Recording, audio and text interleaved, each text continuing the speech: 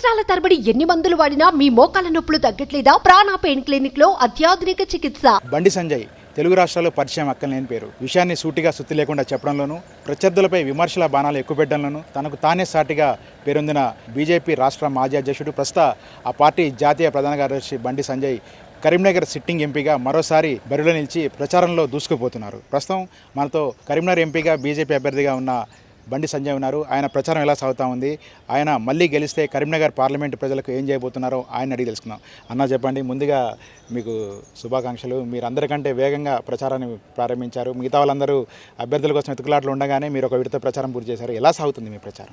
First మీకు కూడా Suman TV యాజమాన్యానికి, సిబ్బందికి, ప్రేక్షకులందరూ కూడా ప్రత్యేకంగా ధన్యవాదాలు. ఎందుకంటే వాస్తవాలను వాస్తవాలుగా చూపెట్టేటువంటి ఛానల్ సుమన్ టీవీ.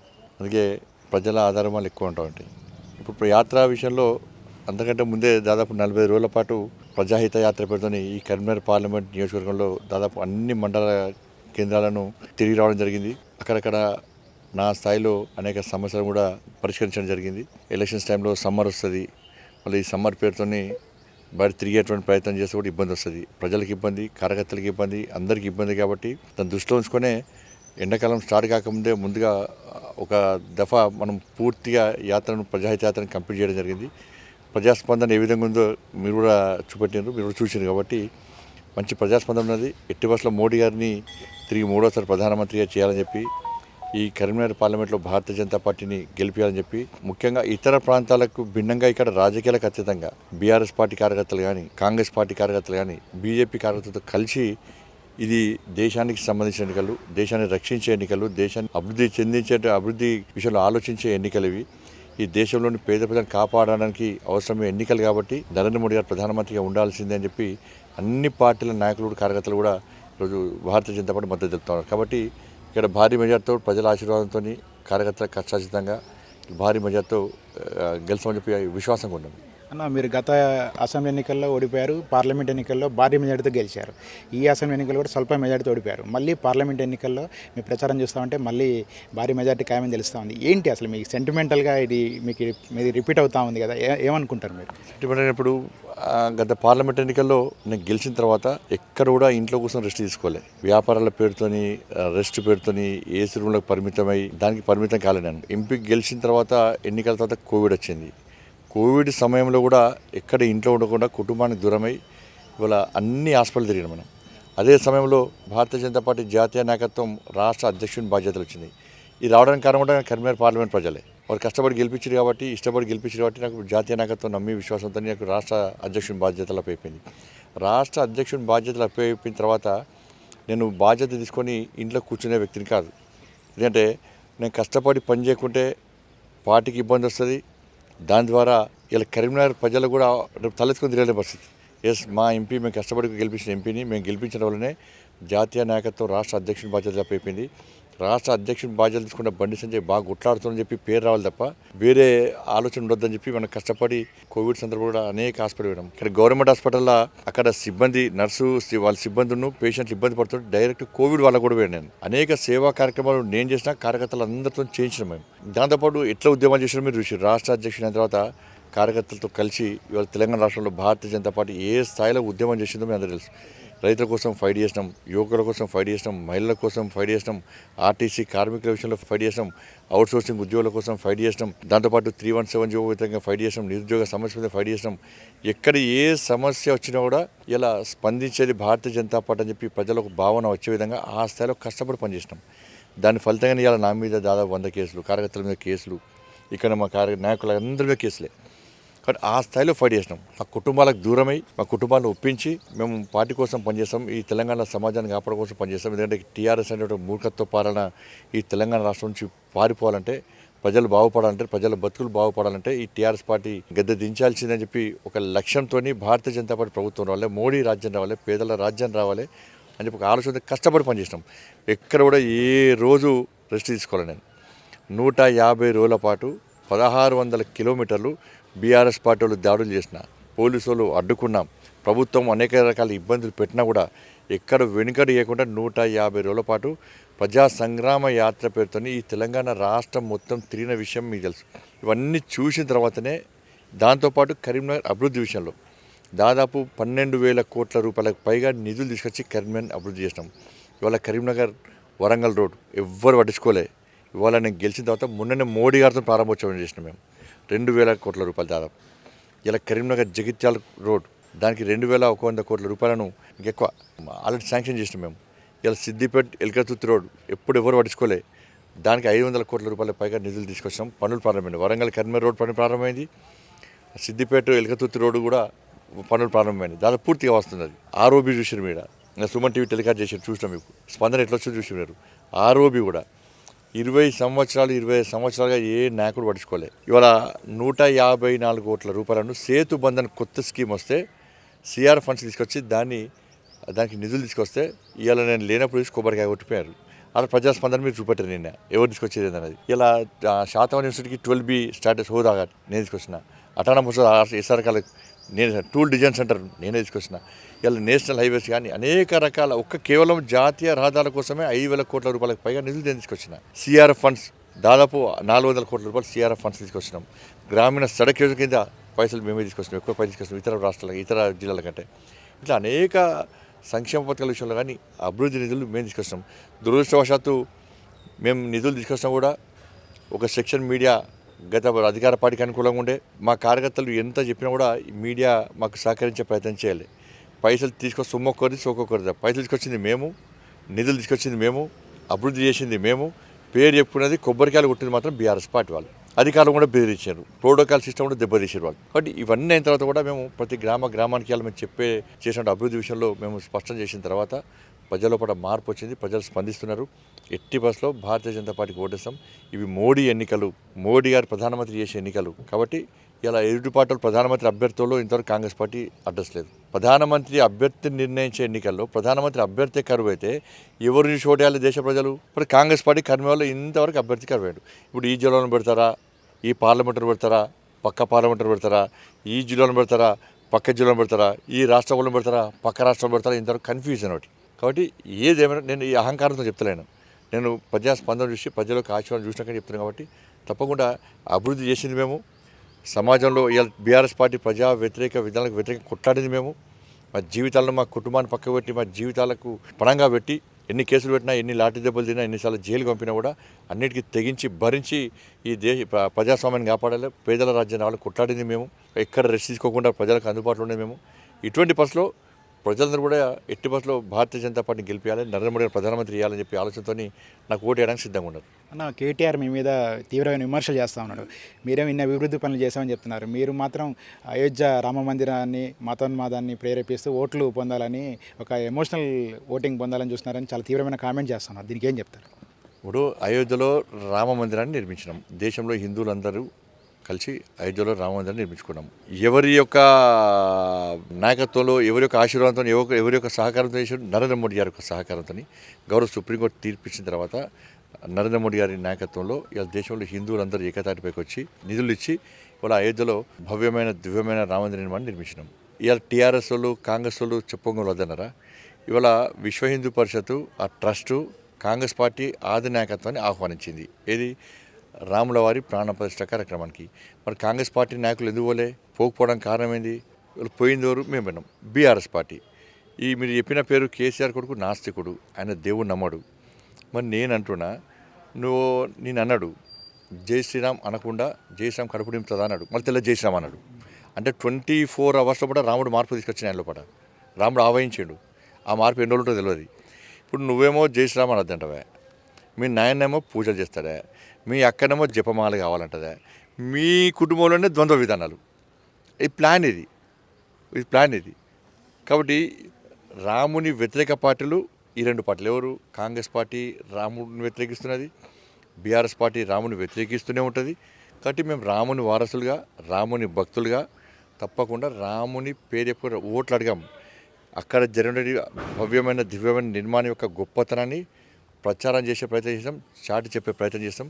అక్షింతల కార్యక్రమంలో బీఆర్ఎస్ పార్టీ కార్యకర్తలు పాల్గొన్నారు, కాంగ్రెస్ పార్టీ కార్యకర్తలు పాల్గొన్నారు, మేము పాల్గొన్నాం. రాజకీయాలకు అతీతంగా ఎక్కడ అక్షింతలు వంచే కార్యక్రమంలో బీజేపీ జెండా పెట్టుకుని వంచలే. అన్ని కుల సంఘాలు అందరూ కూడా కలిసి పంచుకున్నారు. దానిలో మీరు పాల్గొనగా వాళ్ళు వద్దన్నారా? మీరు రారా? నేనంటున్నా, మీరు రాముని పేరు చెప్పుకొని పోతున్నట్టున్నావు. మీకు దమ్ము ధైర్యం అంటే మీరు బాబర్ పేరు చెప్పండి రండి. కాంగ్రెస్ పార్టీకి నేను మళ్ళీ చెప్తున్నా, కాంగ్రెస్ పార్టీకి అయోధ్యలో మొన్న నిర్మించబడినటువంటి రామ మందిరాన్ని మేము అధికారంలోకి వస్తే కాపాడుతాం అని చెప్పి ఇలా ప్రమాణం చేసేటువంటి దమ్ముందా కాంగ్రెస్ పార్టీకి? అసలు కాంగ్రెస్ పార్టీ కానీ బీఆర్ఎస్ పార్టీ కానీ అయోధ్యలో రామ మందిరాన్ని కోరుకుంటారా, బాబరీ మసీదు కోరుకుంటారా? వారు స్పష్టం చేయాలి విధానాన్ని. ద్వంద్వ విధానం ప్రజలు ఒప్పుకోరు. పక్కా జై శ్రీరామ్ అంటాం మేము. మా నినాదం, మా విధానం, మా దేవుడు తప్పకుండా రాముని వారసులుగా, రాముని భక్తులుగా జై శ్రీరామ్ అనుకుంటేనే మేము ముందుకు సాగుతాం తప్ప వాళ్ళు వీళ్ళు మురుగుతే, వాళ్ళు వీళ్ళు మాట్లాడితే వెనుకడ చేసే ప్రసక్తి లేదు. అభివృద్ధి ఎవరు చేశారో మీరు అభివృద్ధి చేస్తే ఎందుకు ఓడిపోతారు? ప్రజలకు అంత ఘోరంగా ఎందుకు ఓడిపోతారు? బీఆర్ఎస్ పార్టీ జాతీయ పార్టీ, బీఆర్ఎస్ భారత రాష్ట్ర సమితి ఏ రాష్ట్రంలో పోటీ చేసింది? ఇదే కేసీఆర్ అన్నాడు కదా, ఇదే కేసీఆర్ కొడుకు అన్నాడు కదా, మేము ఇక్కడ ఇది వస్తాం, అది వస్తాం, ఇది వీడియో విక్తాం, ఆడ విక్తాం, ఏడ విక్కారు, ఏం విక్కలే, ఫామ్ వల్ల గడ్డి విక్కడ కూర్చుంటారు. ఇప్పుడు ఇలా లేదు. మీ పరిస్థితి ఏం చేయాలా? జాతీయ పార్టీ అన్నారు, ప్రాంతీయ పార్టీని జాతీయ పార్టీ చేశారు, టీఆర్ఎస్ బీఆర్ఎస్ చేశారు. ఇక నెక్స్ట్ ఏమవుతుంది? 2BHK అంతే లాస్ట్. మిగిలేది ఆ ఐదుగురే. ఎవరు? 2B అంటే బాబ్ బేటా, H అంటే హరీష్ రావు, K అంటే కవిత. వీళ్ళే మిగులుతారు. ఎవరు మిగులుతారు? వాళ్ళే మిగులుతారు. వాళ్ళు తప్ప ఏమి లేదు. పార్టీ అహంకారంతో మాట్లాడదు. విమర్శలు ఏ చేసినా కూడా పొలిటికల్ విమర్శలు చేయాలి. ఇంకా మాకు అధికారం ఉందని చెప్పి వాళ్ళు భావిస్తున్నారు. కానీ ప్రజలు బుద్ధి చెప్పినాక బుద్ధి వస్తుంది వాళ్ళకి. తప్పని ఈ ఎన్నికల్లో మీ థర్డ్ ప్లేస్ బీఆర్ఎస్ పార్టీ గెలుస్తుంది చెప్పారు. థర్డ్ ప్లేస్ బీఆర్ఎస్ పార్టీ, అభ్యర్థులే లేరు. నిన్న కేసీఆర్ కరీంనగర్ పార్లమెంట్ పరిధిలో పర్యటన చేశారు. కరీంనగర్లో కూడా మీడియాతో మాట్లాడారు. రైతుల సమస్యపై చాలా ఆవేదన వ్యక్తం చేశారు. ఏం ఆవేదన? మీరు చెప్పండి. ఒక ముగ్దుంపురు వేయండు, మరి పక్కన నగునూరు, చెల్లబుత్కూరు, చామరపల్లి అటు ఎందుకు పోలే? మరి రామడుగు మండలంలో లక్ష్మీ పోయినసారి వేయండి కదా, ఇస్తారు ఎందుకు పోలే? ముగ్దుంపూర్ ఏం చేసిండు? కరెక్ట్ కొంతమంది వాళ్ళ కార్యకర్తలకు పచ్చకండు వాళ్ళు వేసిండ్రు, కూర్చోబెట్టి మాట్లాడిపోయాడు. అంత తొందరతో పోవాల్సిన అవసరం వచ్చింది. రైతు తిరగబడతారు కాబట్టి. ఏమన్నా పోయినసారి ఇదే కరీంనగర్ పార్లమెంట్ నియోజకవర్గంలో ఇదే మంత్లో వడగళ్ళ వాళ్ళ నష్టపోయిన రైతులు. ఇదే కరీంనగర్ ముగ్దుంపూర్ పక్కనే ఉంటుంది. అనేక గ్రామాలనే ఆడ నష్టపోయారు. నేను పోయినా. కేసీఆర్ గారు ఏం చేశారు? హెలికాప్టర్లు వచ్చారు. రామడుగు మండలం లక్ష్మీపూర్ గ్రామానికి వచ్చాడు. వచ్చి చిట్కేసుకుంటే అయిపోయాడు. ఈ రైతులు చూస్తే నాకు ఆవేదన. ఎంత యాక్టింగ్ అంటే ఇక అదే కుంభం చేయాలి. మళ్ళీ సేమ్ స్టార్ట్ చేసిన భాష నిన్న, మళ్ళీ సేమ్ భాష స్టార్ట్ చేసిన, కుంభం నుంచే భాష స్టార్ట్ చేసింది. మళ్ళీ ఊరుచుకుంటా మాటలు చెప్పుడు, ఉద్యమ కాలంలో ఏ విధంగా మాటలు చెప్పుడు, మళ్ళీ ఊరుచుకుంటా మాటలు స్టార్ట్ చేసిండు. ఇక ఆ రోజు ఏం చెప్పిండు? హెలికాప్టర్లు వచ్చి చూస్తే బాధ అనిపిస్తున్నది, నేను హైదరాబాద్ పోయే లోపల మీ అకౌంట్లో 10,000 రూపాయలు వేస్తా, ఒక్కొక్క ఎకరాన్ని 10,000 రూపాయలు వేస్తాను. ఎంతమంది అకౌంట్లో 10,000 రూపాయలు వేసిండు? ఎందుకు వెళ్ళలేదు? నువ్వు అధికారంలో ఉన్నప్పుడేమో రూపాయి ఇవ్వవా, ఫామ్ హౌస్గా పరిమితం అవుతావా, అధికారం పోగానే విలువలో కొట్టుకొని ఇవ్వాలొచ్చి మళ్ళీ ఇవాళ రైతులు గుర్తొచ్చారు నీకు. మరి పోయినసారి ఇదే సిరిసిల్ల నియోజకవర్గంలో వడ్ల కుప్పల మీద రైతు గుండెవలు చచ్చిపోతే ఎందుకు రాలే? ఇదే సిరిసిల్ల నియోజకవర్గంలో అనేక ప్రాంతాల్లో రైతులు ఇబ్బంది పడ్డారు, ఎందుకు రాలే? ఇప్పుడు బయటకు వస్తుండే. ఇవాళ కేసీఆర్ మాటలు ఎవరు పట్టించుకునే పరిస్థితి లేరు. ఇవాళ చేనేత కార్మికులు అంటున్నాడు. చేనేత కార్మికులకు బతుకమ్మ చీరలు ఇచ్చి 270 కోట్ల రూపాయలు ఎవరి హయాంలో పెండింగ్ ఉన్నది? నీ హయాంలోనే కదా. నిన్న మొన్న అధికారం పోయే ముందు కదా, అంతకుముందే కదా. ఎందుకు వెళ్ళమను? అంటే ఎన్నికల కోసం దేనికైనా ఎంత స్థాయికైనా దిగజారేటువంటి వ్యక్తి కేసీఆర్. అన్న ఒకటి చెప్పండి, ఇప్పుడు మినిస్టర్ పొన్నం ప్రభాకర్కి మీకు మధ్య మాటల యుద్ధం జరుగుతూ ఉంది. మీరేమో విద్యార్థి దశలో ఏబీవీపీలో ఉన్నారు, ఆయన ఎన్ఎస్ఏలో ఉన్నారు. మీకు అప్పటి నుంచి పాత విభేదాలు ఉన్నాయా, లేకపోతే తాజాగా మీ ఘర్షణ దేనికి దారితీస్తుంది అంటారు? ఘర్షణ ఎప్పుడు వాడన్నా, నేను పొలైట్గా మాడతా, నాకు వేరే భాష రాదు. అటువంటి భాష నాకు సంస్కారం అడ్డం వస్తుంది. పొన్నం ప్రభాకర్ మీద నాకెందుకు ఉంటుందన్న, ఆయనే విద్యార్థి ఉద్యమాలు చేసినప్పుడు నేను వద్దన్నది కష్టపడి పైకి వచ్చేయండు. నేను ఎందుకో కాదని చెప్తా. పర్సనల్గా నేను ఎప్పుడు పర్సనల్ మాడితే దాన్ని ప్రజలు సహించదని. ప్లస్ భాష నేను పొలైట్గా మాడతా. నేను లోగో ముందుంది, మీడియా ముందుంది, నా పక్కకు ఉన్న వాళ్ళు చప్పట్లు కొడుతున్నారని చెప్పి నేను ఏది పడితే అది మాట్లాడతాను అనుకో, ప్రజలు ఏమనుకుంటారో మనకు కావాలి. ప్రజలు దేన్ని స్వాగతిస్తున్నారో, దేన్ని చీత్కరించుకుంటారో అది కావాలి మనకు కావాల్సింది. దానివల్ల పార్టీకి కానీ సమాజం కానీ వ్యక్తిగతంగా నష్టం జరుగుతుందా లేదనేది మనం పొలిటికల్ లీడర్గా మనం గ్రహించాలి. దాన్ని దృష్టిలో ఉంచుకొని ముందు పోతుంది తప్ప పొన్నం ప్రభాకర్ గారి మీద ఎట్టి బస్సులో నాకు వేరే చెడు ఉద్దేశం ఉండదు, చెడు ఆలోచన ఉండదు, వేరే రకమైన పద్ధతి మాత్రం నాకు ఉండదు. ఓకే, వాళ్ళ మొదటి ఇష్యూలో మీ మీద చాలా ఆరోపణలు చేశారు, దానికి కూడా మీరు కౌంటర్ ఇచ్చారు. ఇది సద్దుమనినట్టేనా? ఇప్పుడు నేను ఒకటే చెప్పిన, వాళ్ళ అమ్మని గిట్లా అంటే మా అమ్మని అన్నట్టే, అంతకంటే వేరేం లేదు కదా. అటువంటి ఉద్దేశం వాళ్ళ అమ్మ మీద పొన్నం ప్రభాకర్ మీద ఉంటే నేను మా అన్న మీద ఉన్నట్టే, మా అమ్మ మీద ఉన్నట్టే. ఇప్పుడు చెంగిచెర్ల వివాదం జరిగింది, దాని గురించి ఏం చెప్తారు మీరు?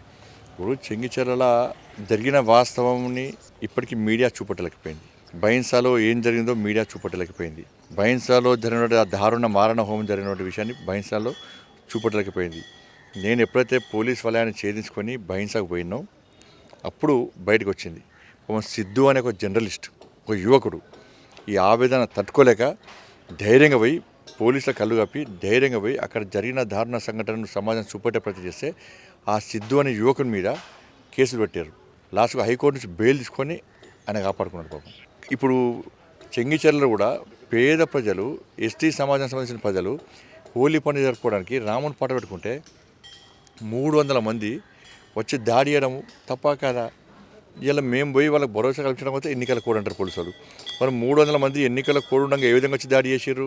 ఇది పోయిన తర్వాత ముగ్గురు పోలీసు అధికారులు, అక్కడ గోవింద్ రెడ్డి సిఐ గారు, నందీశ్వర్ సార్ ఎస్ఐ గారు, ఇంకో సిఐ గారు ఉన్నారు.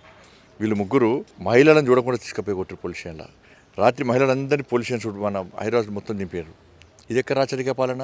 ఎవరు ఇచ్చారు మీకు అధికారం? ఇవాళ వీళ్ళు వాళ్ళ ప్లేస్కి పోయారా, వాళ్ళు వీళ్ళ ప్లేస్కి వచ్చారు. వీళ్ళ ప్రాంతంలో వీళ్ళు పండుగ జరుపుకుంటుంటే ఇప్పుడు 300 మంది వచ్చి దాడి చేస్తే ఏం చేస్తుంది ఇంటెలిజెన్స్? ఏం చేస్తుంది పోలీసు? ఏం చేస్తారు? పోలీసు ఎవరు కొమ్మగాయాలి? ఇలా మళ్ళీ వీళ్ళ మీద లాఠీ చార్జు, హిందువుల మీద లాఠీ చార్జు, వాళ్ళని కాపాడే ప్రయత్నం చేస్తారు. ఏంటంటే అక్కడ స్లాటర్ హౌస్ పేరుతోనే ఒక పెద్ద మాఫియా నడుస్తున్నది. దానిలో చాలా పెద్దలకు ముడుపులు ముడుతున్నాయి. కాబట్టి ఇది వివాదాస్పదమైతే ఇష్యూ అయితే ఆ స్లాటర్ హౌస్ మూతపడుతుంది. అక్కడ జరిగేటువంటి మాఫియా దందా బయటకు వస్తుంది. ప్రజలకు తెలుస్తున్న ఉద్దేశంతో అక్కడనే హిందువులను అనదొక్కే ప్రయత్నం ఇవాళ పోలీస్ యంత్రాంగం చేస్తున్నది. దీని మీద ప్రభుత్వం బయటికి మొత్తం ఊపుగా దంపుడు ఉపన్యాసించే పొలిటికల్ పార్టీ నాయకులు ఇలా అక్కడ జరిగిన సంఘటన ఎందుకు ఖండించకపోతున్నారు? ఇవాళ మేము మాట్లాడుతున్నాం మతతత్వం అంటారు, హిందువుల గురించి మాట్లాడితే. మరి అక్కడ ముస్లిం వాళ్ళు వచ్చి ఒక వర్గానికి సంబంధించిన వ్యక్తులు వచ్చి దాడి చేస్తే కాంగ్రెస్ పార్టీ ఎందుకు మాట్లాడేది, బీఆర్ఎస్ పార్టీ ఎందుకు మాట్లాడేది? అంటే వాళ్ళు ఓని, వాళ్ళు పేదలు ఓని. ఎందుకంటే 25 కుటుంబాలు ఉన్నాయి, ఎక్కువ ఓట్లు లేవు కదా ఆడ. వీళ్ళు ఓట్ల కోసం ఆలోచిస్తారు. కాంగ్రెస్ పార్టీ, బీఆర్ఎస్ పార్టీలు 25 కుటుంబాలు కదా, ఓట్లు పడితే పడని లేకుంటలేదు, మేము పోవాలి అనే ఫీలింగ్ వాళ్ళకు ఉంటుంది. మాకు ఓట్లు ముఖ్యంగా, ధర్మం ముఖ్యం, హిందూ సమాజం ముఖ్యం మాకు. అటువంటి మేము పోయి వాళ్ళకి భరోసా కల్పించే ప్రయత్నం చేస్తే బారికేడ్స్ పెట్టి అది పెట్టి ఇది పెట్టి మహిళలను చూడకుండా లాఠీ చార్జ్ చేయడము, కొట్టడము, ఉల్టా బెదిరించడము, నాన్ అవైలబుల్ కేసు పెట్టడము, అర్ధరాత్రి దొంగలు చూసినట్టే కారగత్తి నిలబడి పట్టుకపోవడం. దీన్ని భయపడతామైంది. కానీ పోలీసులు తెలియదు పాపం. మా కారగత్తల పోలీసులు కేసులకు భయపడరు. పోలీస్ డిపార్ట్మెంట్ అంటే రెస్పెక్ట్ ఇచ్చే పార్టీ భారతీయ జనతా పార్టీ. ఎందుకంటే గతంలో త్యాగాలు చేసింది పోలీసులు, మేమే త్యాగాలు చేసినాం. మేము సిద్ధాంతం కోసం త్యాగం చేసినాం. అధికారం లేకుండా కూడా ఈ తెలంగాణ ఉమ్మడి ఆంధ్రప్రదేశ్లో అధికారం లేకుండా నక్సలైట్ల చేతిలో, ఉగ్రవాద టెర్రరిస్ట్ చేతిలో బలిదానం అయింది మాకు పార్టీ కార్యకర్తలు. సిద్ధాంతం కోసం, అధికారం కాదు. బీఆర్ఎస్ పార్టీలు, కాంగ్రెస్ పార్టీలు, టీడీపీలు అధికారం ఉన్న కాబట్టి ఇప్పుడు నక్సలు చంపారు. కానీ సిద్ధాంతపరంగా వైరుధ్యం మాకు. ఇలా అప్పుడు బలైంది ఎవరు? పోలీసులు బలయ్యారు డ్యూటీలో, మేము బలైనాం. కానీ ఇప్పుడున్నటువంటి పోలీస్ యంత్రాంగానికి, ఇప్పుడున్న కొంతమంది పోలీస్ సిబ్బందికి మా త్యాగాలు కానీ అప్పుడు పోలీస్ అధికారుల త్యాగాలని గుర్తులేవు. వాళ్ళకు గుర్తొస్తలేదు. కానీ బీజేపీ అంటే తెలుస్తలేదు వాళ్ళకు. అధికారంలో ఏ పార్టీ ఉంటే ఆ పార్టీ కొమ్ముగాసేపైతే కొంతమంది అధికారులు చేస్తున్నారు. ఇలా ఏమైంది? మొన్న బీఆర్ఎస్ పార్టీ కొమ్ముగాసే అధికారుల పరిస్థితి ఏంది వాళ్ళ? రేపు కాంగ్రెస్ పార్టీ కొమ్ముగాస్తే బలేదు మీరే మళ్ళా. కాబట్టి చట్టాన్ని కాపాడేటువంటి సందర్భంలో అందరినీ సమానంగా చూడాలి, చట్టానికి అతీతంగా వ్యవహరించాలి. ఈ వర్గం ఆ వర్గం, ఈ పార్టీ ఆ పార్టీ చూడకుండా మనం వ్యవహరించే ప్రయత్నం చేస్తే మనకు బాగుంటుంది. అన్న, గత పార్లమెంట్ ఎన్నికల్లో 300 సీట్లు గెలిచి మీరు అధికారం చేపట్టారు. ఈసారి 400+ సాధిస్తామని ముందే చెప్తున్నారు. దానికంటే ముందుగా 100 రోజుల కార్యాచరణ కూడా మోడీ గారు ప్రకటించారు. ఏంటి మీ కాన్ఫిడెన్స్? అంత వేవ్ ఉందంటారా? దేశంలో మీరు ఎక్కడ ఏ సర్వే చేసినా కూడా భారతీయ జనతా పార్టీ అధికారం రావడం ఖాయం. ఇవాళ మోడీ గారి లక్ష్యమైంది 370 సీట్లు భారతీయ జనతా పార్టీ స్వతహా గెలవాలి. 400 సీట్లకు పైగా ఎన్డీఏ గెలవాలని చెప్పి ఒక ఆలోచనతోని ఇలా నరేంద్ర మోడీ గారు ఒక కార్యాచరణ, ఒక ప్లాన్ ప్రకారం ఇలా కార్యకర్తలలో కూడా ఉత్సాహాన్ని నింపడం, ప్రణాళికను ప్రకటించడం ద్వారా ఈ దేశంలో ప్రతి భారతీయ జనతా పార్టీ కార్యకర్త వారి ఆదేశానికి అనుగుణంగా, జేపీ నడ్డా గారి ఒక సూచనకు అనుగుణంగా కష్టపడి పనిచేస్తున్నాం. ఇలా ఒక మోడీ గారు దేశవ్యాప్తంగా ఏ విధంగా ప్రకటించారో మనకు తెలుసు. ప్రధానమంత్రి అభ్యర్థులు నరేంద్ర మోడీ గారు. కాబట్టి నరేంద్ర మోడీ గారు ప్రధానమంత్రిగా లేని దేశాన్ని ఈ దేశ ప్రజలు ఊహించుకునే స్థితిలో లేరు. 370 ఆర్టికల్ రద్దు కానీ, ట్రిపుల్ తలాక్ రద్దు కానీ, ఇవాళ సర్జికల్ స్ట్రైక్ కానీ, అయోధ్యలో రామమందిర నిర్మాణం కానీ, ఈ దేశంలో పేద ప్రజలకు అందించే సంక్షేమ పథకాలని, దాంతోపాటు ముఖ్యంగా కోవిడ్ లాక్డౌన్ సందర్భంలో ప్రపంచమంతా అన్ని దేశాలు ఆర్థిక పరంగా అతలాకుతలమైనవి. తిండికి కొట్టాడే పరిస్థితి. పక్కకున్న పాకిస్తాన్ తిండి లేక రోడ్డుకి వచ్చారు. బియ్యం కోసం కొట్టాడే పరిస్థితి, ఆడుకునే పరిస్థితి వచ్చింది. అన్ని దేశాలు, మ్యాక్సిమం దేశాలు, అగ్రరాజ్యాలు చెప్పుకునే దేశాలు కూడా అధోగతి పాలైపోయినాయి. కానీ ఈ దేశంలో ఎంత కష్టం వచ్చినా, ఎన్ని ఇబ్బందులు వచ్చినా, లాక్డౌన్ తీసినా, కోవిడ్ వచ్చినా కూడా ఈ దేశ ప్రజలకు ఎక్కడ ఇబ్బంది కాకుండా ఈ దేశాన్ని కాపాడిన వ్యక్తి నరేంద్ర మోడీ గారు. దాన్ని ప్రజలు గుర్తిస్తున్నారు. వాళ్ళు అంతకుముందు ఎక్కువ వ్యాక్సిన్ కూడా ఇలా వ్యాక్సిన్ ఫ్రీ వ్యాక్సిన్ ఇచ్చింది. ఇలా ప్రపంచ దేశాలకు వ్యాక్సిన్ అందించినాం. అంతకుముందు ఏ దేశం వ్యాక్సిన్ ఇస్తాను చూసేటోళ్ళం. ప్రపంచ దేశానికి వ్యాక్సిన్ అందించినాం. ఇలా పేద ప్రజలకు గరీబ్ కళ్యాణ్ అనే యోజన కింద మనం రైస్ ఇచ్చినాం. మనం దీంతోపాటు ఆర్థిక వ్యవస్థ ఆర్థిక ప్రగతిలో కూడా ఇంత లాక్డౌన్ వచ్చి ఇంత కోవిడ్ వచ్చి ఇంత ఇబ్బంది ఉంటే కూడా ఆర్థిక వ్యవస్థ దిగజారిపోవాలా. ఇవాళ ఆర్థిక ప్రగతిలో ఈ దేశం 10వ స్థానంలో భారతదేశం ఇవాళ 5వ స్థానానికి వచ్చింది. మోడీ గారు లక్ష్యమైంది మళ్ళొక్కసారి అధికారం ఇవ్వండి, ఇలా 5వ స్థానం నుంచి 3వ స్థానం తీసుకొస్తా, 2047 వరకు నెంబర్ 1 స్థానం తీసుకురావాలి, తల్లి భారతమాతను విశ్వగురు స్థానంలో ప్రతిష్ఠించడమే నా లక్ష్యం అని చెప్పి కంకణబద్ధుడే ఒక దీక్ష తీసుకొని ఇలా ముందుకు ప్రతిరోజు 18 గంటల పాటు పనిచేస్తున్నటువంటి ఏకైక నాయకుడు నరేంద్ర మోడీ గారు. కాబట్టి అందుకే ది బాస్గా ప్రపంచం గుర్తిస్తున్నది. ప్రపంచ దేశాలు కూడా నరేంద్ర మోడీ గారికి బాస్గా గుర్తిస్తున్నట్టే అర్థం చేసుకోవాల్సిన అవసరం ఉంది. ఫైనల్గా కూడా చెప్పండి అన్న, మీరు కరీంనగర్లో కార్పొరేటర్ నుంచి ఎంపీకి ఎదిగారు, ఎంపీ నుంచి రాష్ట్ర పార్టీ అధ్యక్షుడికి ఎదిగారు, ప్రస్తుతం జాతీయ ప్రధాన కార్యదర్శిగా ఉన్నారు. వచ్చే ఎన్నికల్లో మీరు ఎంపీగా గెలిచి ఉన్నత స్థానంలో ఉండాలని మేము కలిసిన ప్రజలందరూ కూడా చెప్తున్నారు. ఏం చేస్తారు ప్రజలకు ఇచ్చే భరోసా ఏంటి? వచ్చే ఎన్నికల్లో మీరు గెలిస్తే ఏం చేస్తారు? తప్పకుండా నరేంద్ర మోడీ గారు 3 తలాక్ రద్దు చేస్తామని చెప్పలే, 370 ఆర్టికల్ రద్దు చేస్తామని చెప్పలే, సర్జికల్ స్ట్రైక్ చేస్తామని చెప్పలే. కానీ ఈ దేశాన్ని అభివృద్ధి చేయాలని చెప్పి ఒక లక్ష్యంతో నరేంద్ర మోడీ గారు ఉన్నారు. అట్లనే నేను పోయినసారి ఈ నేషనల్ లెవెల్ తీసుకొస్తాను చెప్పలే, ఈ నేషనల్ లెవెల్ తీసుకొస్తాను చెప్పలే, సిద్దిపేట ఎరకతుర్తి చెప్పలే, కరీంనగర్ వరంగల్ చెప్పలే, కరీంనగర్ జగిత్యాల చెప్పలే, ఆర్ఓబీ చేస్తా అని చెప్పలే, 12B స్టేటస్ ఇస్తా అని చెప్పలే. ఏం చెప్పకుండా కూడా ఇలా అనేక నిధులు తీసుకొచ్చినాం. కాబట్టి తప్పకుండా ప్రజలకు అందుబాటులో ఉండి ప్రజా సమస్యలను పరిష్కరించి కరీంనగర్ పార్లమెంట్ను అభివృద్ధి బాటలో నడిపించడమే ఒక లక్ష్యంగా నేను ముందుకు పోతా. నరేంద్ర మోడీ గారి యొక్క ఆశీర్వాదం నాకుంది, అమిత్ షా గారి యొక్క ఆశీర్వాదం నాకుంది, జేపీ నడ్డా గారి యొక్క ఆశీర్వాదం నాకుంది. కాబట్టి ప్రజల ఆశీర్వాదం కోసం ఇవాళ ఎన్నికల ప్రచారాన్ని మేము తిరుగుతూ ఉన్నాం. Right, thank you. మొత్తం మీద కరీంనగర్లో బీజేపీ అభ్యర్థి బండి సంజయ్ తన ప్రచారాన్ని ముమ్మరంగా కొనసాగిస్తున్నారు. ప్రధాని మోడీ ఆశీస్సులు, అమిత్ షా అండదండలతోటి వచ్చే ఎన్నికల్లో గెలిసే పార్లమెంట్లో కరీంనగర్ పార్లమెంట్ నియోజకవర్గాన్ని అగ్రస్థానం నిలుపుతానని, తాను హామీలు ఇవ్వకుండా అనేక అభివృద్ధి పనులు చేశానని, అభివృద్ధి పనులలో కరీంనగర్ని అగ్రగామి నిలబడే కాకుండా దేశంలో ఒక ప్రత్యేక స్థానానికి కరీంనగర్ పార్లమెంట్ నియోజకవర్గం తెచ్చేందుకు కృషి చేస్తానని, ఇదే సందర్భంలో ప్రజా సమస్యలను విస్మరించిన కాంగ్రెస్, బీఆర్ఎస్ పార్టీలు మాయమాటలతో ప్రజలను మభ్యపెట్టే ప్రయత్నం చేస్తున్నారని, ప్రజలు వీటిని నమ్మే పరిస్థితి లేరని కూడా బండి సంజయ్ చెప్తున్నారు. మరోమారు కరీంనగర్ పార్లమెంట్ నుంచి భారీ విజయం తన సొంతమవుతున్న ధీమాను కరీంనగర్ బీజేపీ అభ్యర్థి బండి సంజయ్ వ్యక్తం చేస్తున్న పరిస్థితి కనిపిస్తూ ఉంది. కరీంనగర్ నుంచి కెమెరామెన్ రాజ్ కుమార్తో నాగేందర్ ఫర్ సుమన్ టీవీ. సుమన్ టీవీలో మీ పర్సనల్ అండ్ బిజినెస్ ప్రమోషన్స్ కోసం కింది నెంబర్కి కాంటాక్ట్ చేయండి.